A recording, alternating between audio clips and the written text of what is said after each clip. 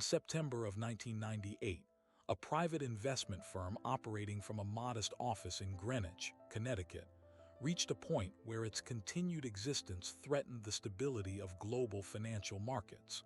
The firm did not operate retail branches, did not accept public deposits, and did not carry a household name. Yet its potential failure prompted the Federal Reserve Bank of New York to convene the chief executives of the world's largest financial institutions and coordinate a private rescue to prevent disorderly liquidation. At the center of the concern was long-term capital management, a hedge fund managing more than $100 billion in assets when leverage was included, despite having less than $5 billion in investor capital.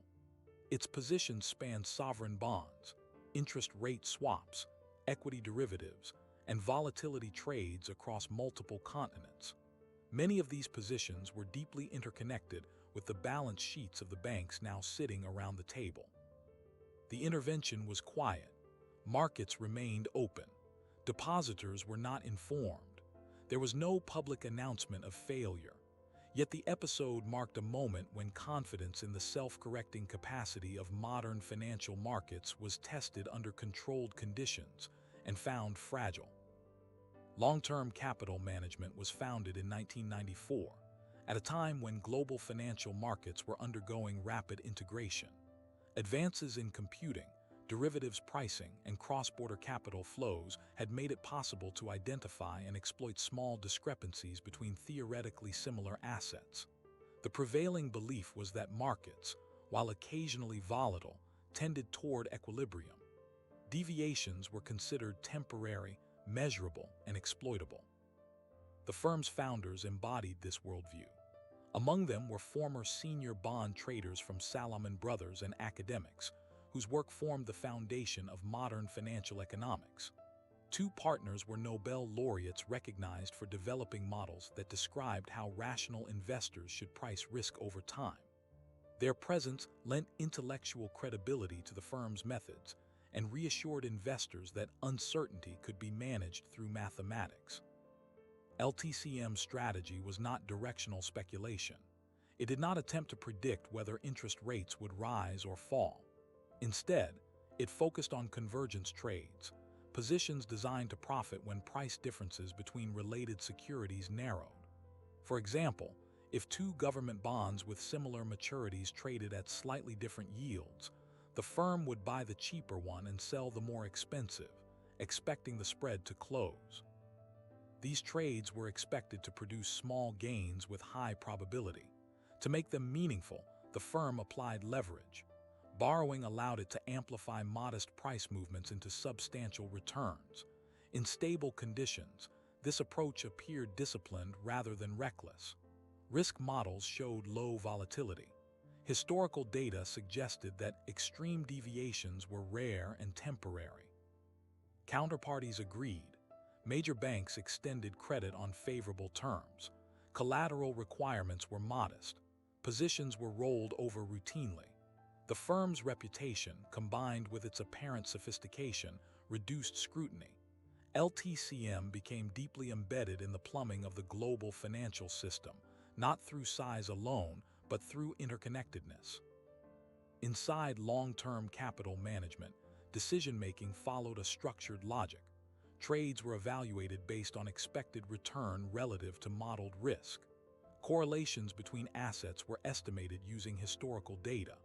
Stress scenarios were considered, but only within bounds deemed plausible.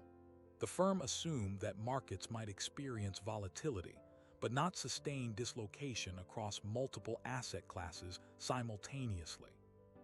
As capital flowed in from institutional investors, the firm expanded its balance sheet. New opportunities were added, often in emerging markets or less liquid instruments where spreads were wider. These positions required greater leverage and longer holding periods. Still, the underlying assumption remained consistent. Price relationships would revert. By the mid-1990s, global conditions began to shift. In 1997, the Asian financial crisis led to sharp devaluations and capital flight. In 1998, Russia defaulted on its domestic debt, and devalued the ruble. These events challenged assumptions about sovereign risk and liquidity. Markets that were previously considered uncorrelated began to move together. Within LTCM, interpretations diverged. Some partners viewed the widening spreads as an opportunity. Historically, such dislocations had been followed by convergence. Increasing positions could enhance returns once normality resumed. Others expressed concern about liquidity and the firm's growing reliance on short-term funding. Reducing exposure, however, would crystallize losses and signal vulnerability to counterparties. Constraints mattered. Many positions were large relative to market depth. Unwinding them quickly would move prices further against the firm. Moreover, banks monitored LTCM's positions through bilateral relationships, but no single institution had a full picture. Each assumed others were similarly exposed, but not to a destabilizing degree. The firm chose to maintain its core strategy. Leverage remained high.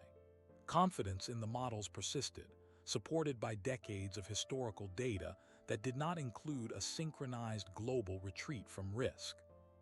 The pivot came not from a single decision but from a sequence of reactions. Following the Russian default, investors globally sought safety. Risk premiums increased sharply. Assets that were previously substitutes were no longer treated as such. Correlations moved toward one.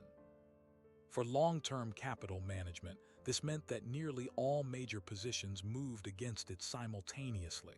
Spreads widened rather than narrowed. Volatility increased. Margin calls followed. The firm's capital base eroded rapidly. Attempts to reduce exposure were constrained by market conditions. Selling positions into declining markets amplified losses. Counterparties, observing price movements but lacking context, tightened terms. Liquidity evaporated in precisely the instruments the firm needed to trade.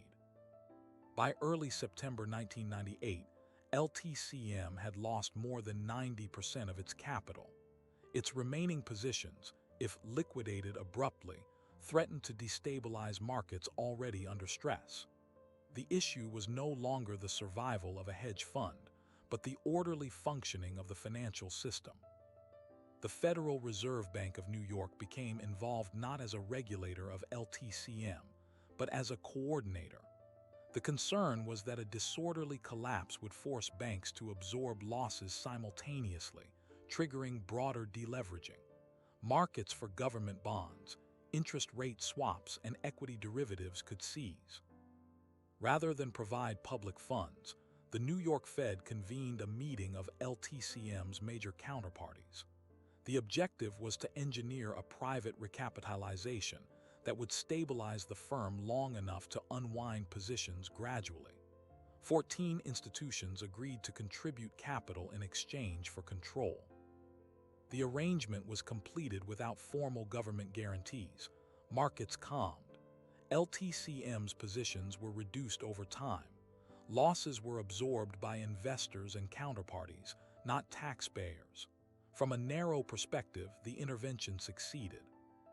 Yet the episode exposed structural vulnerabilities. Risk had been dispersed, but also concentrated in opaque ways. Models that relied on historical correlations failed under stress. Leverage magnified not just returns, but systemic exposure. The assumption that markets would remain liquid under all conditions proved unfounded.